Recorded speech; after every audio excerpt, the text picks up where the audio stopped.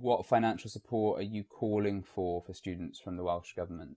So one of our asks as NUS Wales is the support for universities' hardship funds to ensure that there is sufficient funds to be able to support students during this crisis. Obviously, we know at the moment students are suffering, extortionate financial hardship because of COVID-19.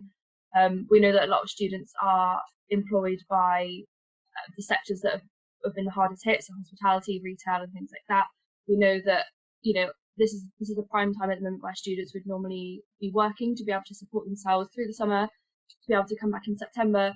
What do you think the long-term financial impact of coronavirus will be on students? Obviously, there'll be less jobs around. So I think it's looking at what universities can do now to make sure that there is still the level of support that will be needed in 12 months' time. Because I think, we want to ensure that universities are, we don't want to make sure that there is support in place, but only up until Christmas, because we know that there are going to be significant long-term effects of coronavirus, on mental health, on finances, on accommodation, on students' ability to complete their education, to the level in which they are satisfied with.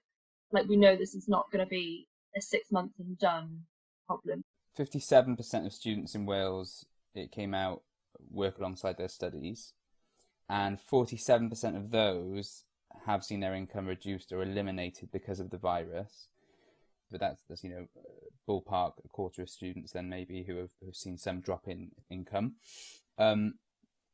Is it time to talk more widely about student support packages? Should students have to work alongside their studies full stop just to get by on their degree? I think this has been probably quite a long-standing conversation. I know that NUS have done significant work on this in recent years.